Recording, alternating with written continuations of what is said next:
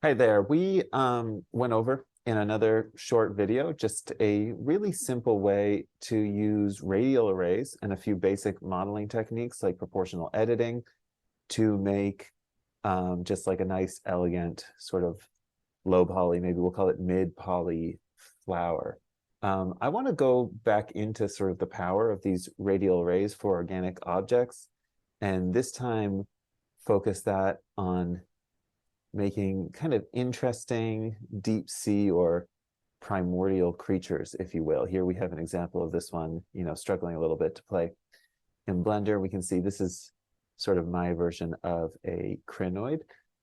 So we're gonna just kind of jump into this and go over kind of how to make some other kinds of creatures with radial arrays. We're also going to go for proportional editing a little bit, a few modeling tricks, and at the end, kind of as an advanced note, we're going to go over how to use a little bit of basic rigging and some other deform modifiers to create some interesting effects. So I'm going to start by just getting us a new project. Probably hear my computer's fan blasting away, trying to animate that. And here we go. And I have my project set up with my scene collection. So I have my lights and cameras in their own folders. A nice little shortcut here is when you're in object mode, if you press numbers across the top of the keyboard, it'll switch between collections. So if I hit 1, I'll just see my lights. 2, I'll just see my cameras, and 3 is my objects. But if you're starting with the standard default cube setting, you can go ahead and delete everything. So for starters, I want to make something basic with a radial array, which is kind of like just like an interesting looking seashell. So to start that, we're going to create a cylinder. And here in the add cylinder settings over here, which sometimes start out tiny there, we can open that up. We are going to take this, we'll set it to 6 sides, but really any number of sides work.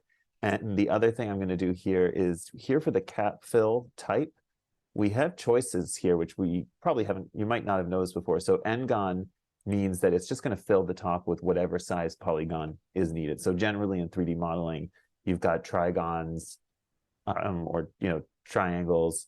You've got quads, and then like everything above 4 is n-gon. So 6-sided shape, 22-sided shape, it's just going to put like whatever that is. So in this case, the hexagon is an n-gon.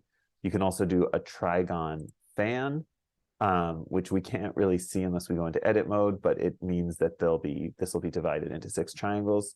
Or we can go with nothing, which is what I want to do here.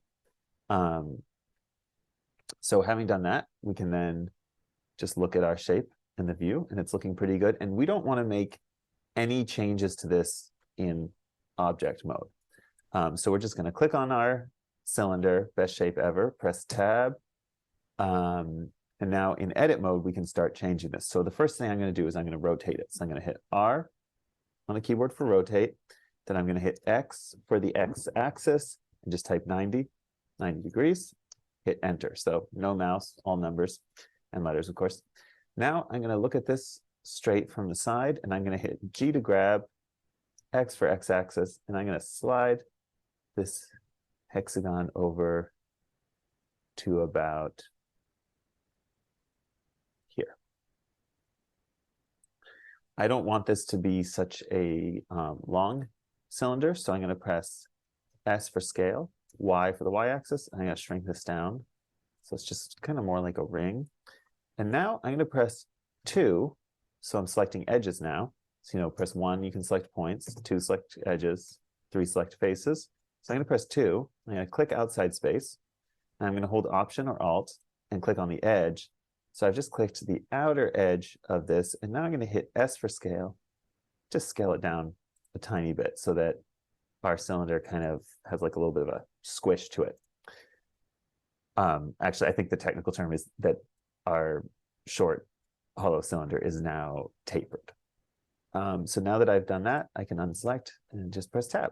And there we go. We've got this shape. So we're going to turn this into a seashell using a really basic radial array. So for starters, we can just add an array modifier. And you can see that the array modifier just makes more objects. So I can increase the count here, and they'll just keep going. I can do 20. And now you can see we have 20 hexagons starting to make sort of like a beehive kind of thing, but we're here for shells, not beehives. So I'm going to go ahead and turn off relative offset. And now we've actually multiplied this thing 20 times, or there is an array of 20 of these things. They're just right on top of each other. We're going to go ahead and add something else to our space. We're going to add an empty. So I'll hit Shift A, and then here we have empties. And we can make any shape empty. For what we're doing, I would probably go with a single arrow normally, but I'm just going to stick with the cube shape empty so we can see it really clearly for this. And when I say I go with an arrow, it really doesn't matter. What an empty is it's just sort of like I think of it as like a theoretical object in our scene that we can have other things happen in reference to. So I will select my hexagon again, and relative offset is off. We're going to go to object offset. We'll turn that on. We'll grab this little eyedropper, and we'll click on our empty. And still, nothing has happened. Now, you might actually see something happen. So if your scene looks like this, for instance, that means that your object has a non-destructive position in your scene. So you can reset that either by pressing Option G to reset your object back where it was, or you can go ahead and right-click on or press Command A and apply location on your object. And either of those will fix it. So if you haven't done anything to move your empty yet, you shouldn't see more than one hexagon here. So now we've got 20 hexagons. We're probably going to need more, but let's just go ahead. We're going to grab this cube, and we'll just rotate it. And you can see, as we rotate it, that array spreads out. So I'm going to press Escape. I'm going to rotate it again, but this time I'm going to press Z and just rotate it on the Z axis. And you can see this is starting to make kind of like a cool structure here. So I can see right away to make our shell, we're going to need a lot more than 20. I'm going to go with 200 shapes. And you can see they're all on top of each other right now. And now we're going to do something else with this empty, which is we're going to hit G for grab and Z. We're going to bring it up. And you can see it's going up way too fast. So I'm going to hit Shift so I can move it a little more slowly. And now I'm going to hit S for scale. And you can see as I scale that down, we really start to see that magical shell effect starting to form. So I'm going to grab this and, whoops, I'm going to hit rotate again on the Z axis. And I'm going to try to get this so that these shapes are a little tighter together. And maybe, we could even use more. So here on the array, I'm going to switch this to 500, not 1,000. And then we're going to bring this up just a little bit. Rotate it on the Z axis a little more.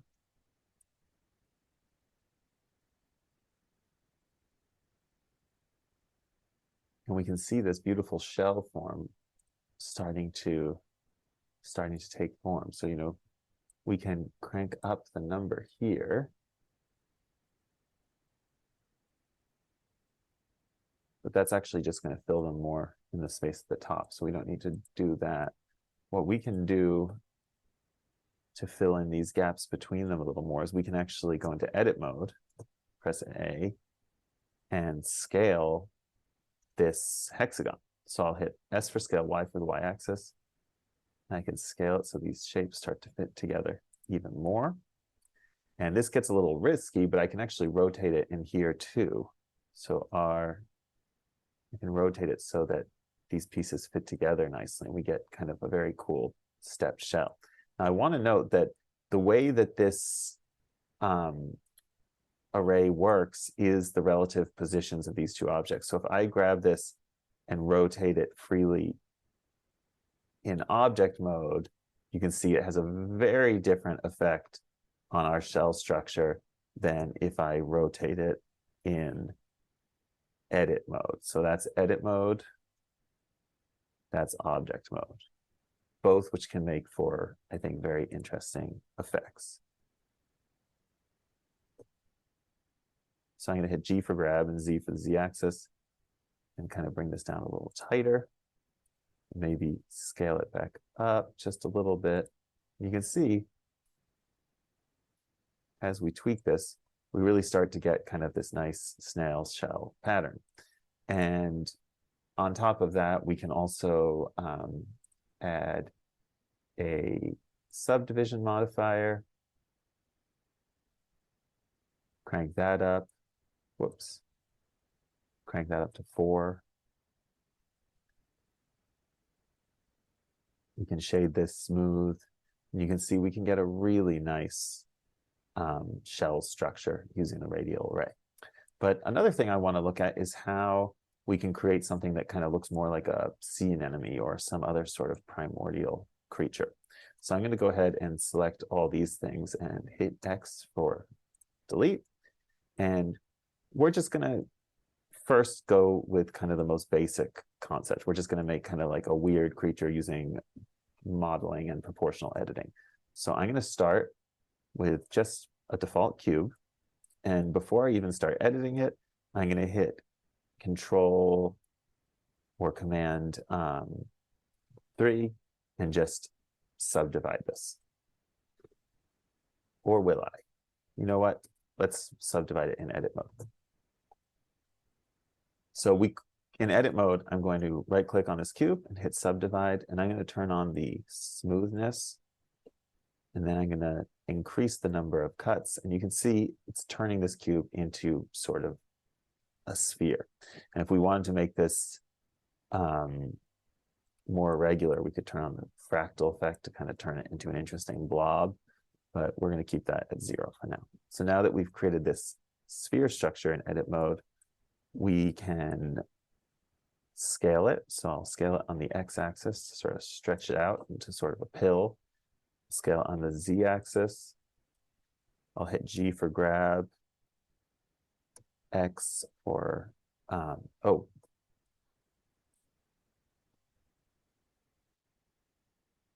I seem to have accidentally gone into object mode. So we'll hit A to select all, G for grab, X to move it on the x-axis,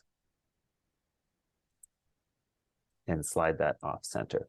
So here we have something that pretty much looks like a flower petal.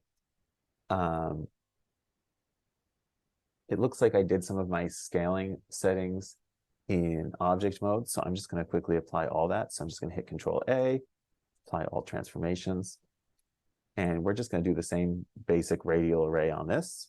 So we will add an empty.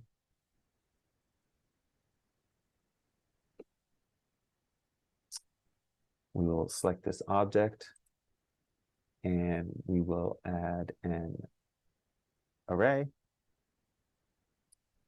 turn off relative offset, turn on object offset, select our empty. And again, if you see multiple objects at this point, you want to either reset your position, which you can do with Alt-G, or you just want to hit Command A and apply all transforms because you don't want to see more than one yet. And here I'm going to set this to 64. Number is just randomly picked. And I'm going to hit R on this cube and Z for Z-axis and just rotate that around.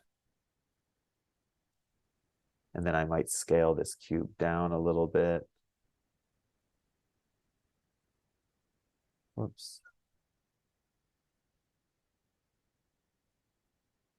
Press G to grab, Z for the Z-axis.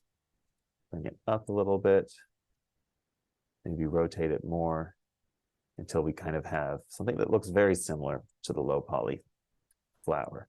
And you can see you get this more, it looks kind of like a snail shell at first, but if you keep rotating, so where's that empty?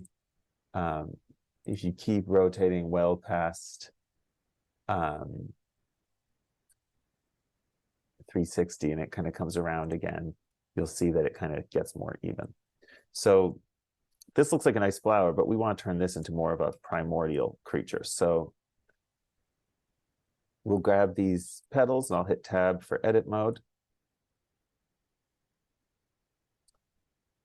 And I'm going to hide the array for a moment. We're just going to look at this shape and think about things we can do to this to kind of give it more of a animal-like form. So I'm going to use a few little tricks here. The first thing I'm going to do is I'm going to press 3 for face select, Z for looking at it on the Z axis. We're not going to type Z. I'm going to hit Z on the gimbal. Now I'm going to select kind of most of the top of this piece. So you can see. And by the way, the specifics of how I'm doing this, you don't have to follow this exactly. I think it's more just like using similar techniques. So, you know, if your creature looks dramatically different than this, that's great. So the next thing I'm going to do is I'm going to hit search, spacebar, or F3. If your search isn't spacebar, you should do that. Now I'm going to type checker, and here's this option, checker deselect. And you can see that it does pretty well. It's made a few little mistakes here where there's a few faces that are touching, but overall, it does this nice job of making this kind of checkerboard deselect. Now, I could hit E to extrude, which does make something kind of cool. Press Command Z to undo. But instead, I'm going to hit Option or Alt E, and I'm going to extrude individual faces. And there you can see those faces start to come off from there. Now, the next thing I want to do is to create some more proportional effects to this. So I'm going to select this face down here, and I'm going to press O to turn on proportional editing. I'm going to look at this structure from the side. I'm going to hit G for grab, and you can see that as I scroll up and down, it kind of grabs more or less with it. I think that looks pretty cool. I'm going to do the same thing over here. I'm going to grab this side. I'm going to hit R. I'm going to twist it. And the more I open that proportional editing, the more it'll twist. I think that's a pretty cool twist there. I'm going to turn proportional editing off. And I'd like to rotate this thing so it goes up. But if I rotate it in edit mode, you can see it kind of just rotates around the middle like a banana.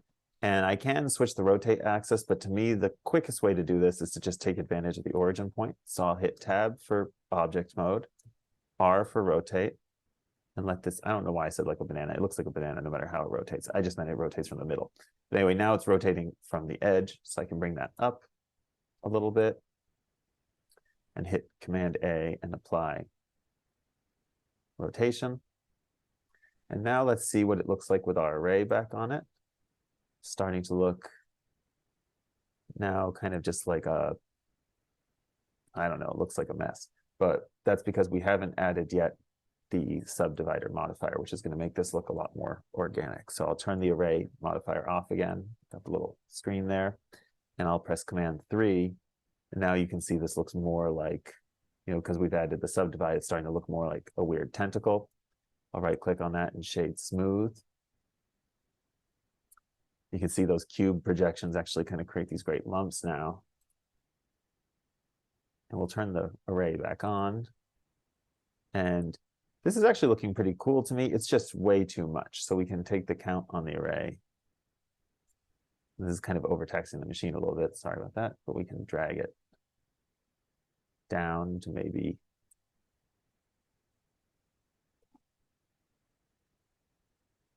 I'll set it to 10. And then I'll rotate this cube again on the Z-axis to bring this back around. And you can see that we've got this great sort of interesting tentacle structure. And if we rotate this cube, the empty off axis, it'll also do some interesting things. But notice, even when we move it in a dramatic way, the original object doesn't move.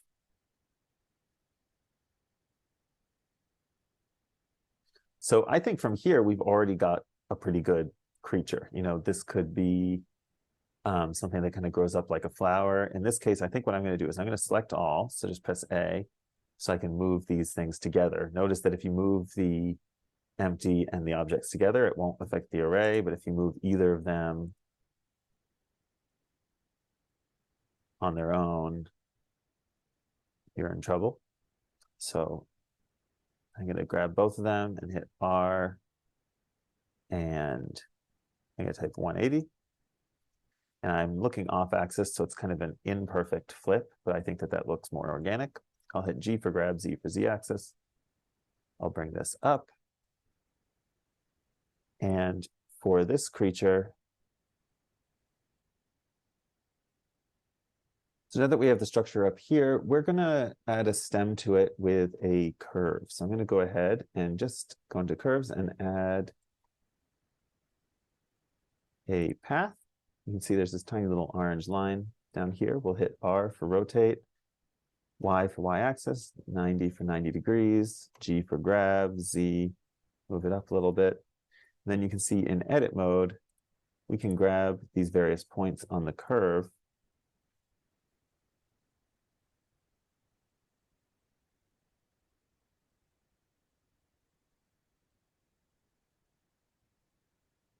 and while this kind of yellow line,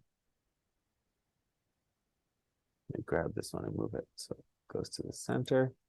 We can see that while this kind of orange line goes in straight lines, the curve itself kind of follows a nice path. And I did that a little fast, so I should just say that I'm moving points just by G, hitting G for grab and moving them.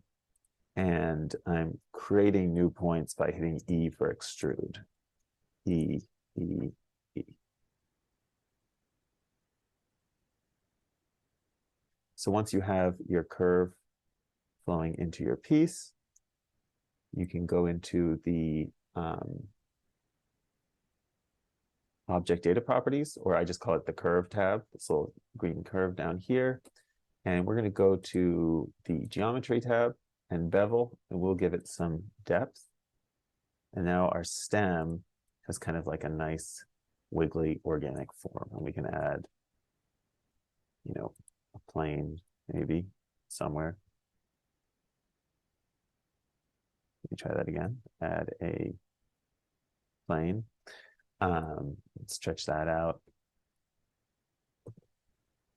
So now our thing is, our sort of plant primordial creature thing is growing on that. So this is kind of some basics for getting that to work. Another thing that I think can be helpful if you want to add some other components to it is just this effect of extruding individual sides can create some really interesting effects. So like if we add a torus to this scene, you can see kind of the same thing. And I'm just hitting / to isolate it as the only thing we're looking at. You can see that if we press Control-3, we've subdivided it, so now it's smooth looking. And then in edit mode, if we just select the whole thing and do Option E, extrude individual faces, you can see it immediately starts stretching out into something pretty cool. You know, something that looks kind of like some radial deep sea creature's mouth or something like that. We can actually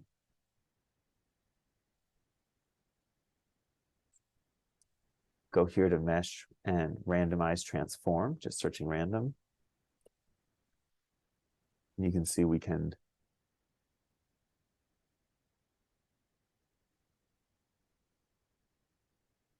put an amount on how much to transform those faces.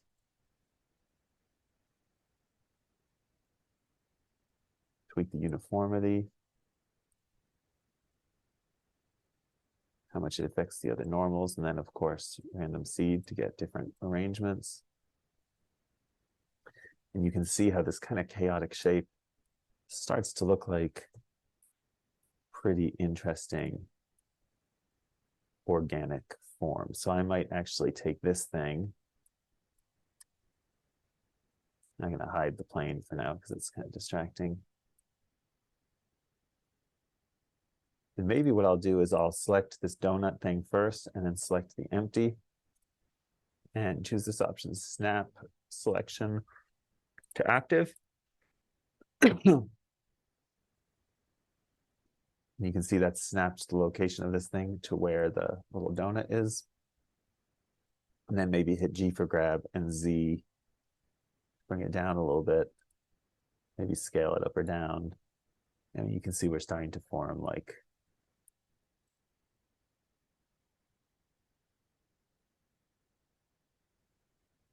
a weird sort of more intricate mouth part at the bottom of this creature. So that is the basics for modeling sort of a primordial creature.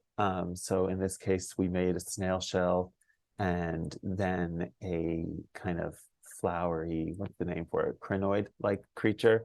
And in the next stage, we'll talk about how you can make something like this, but add some rigging effects so you can actually animate it.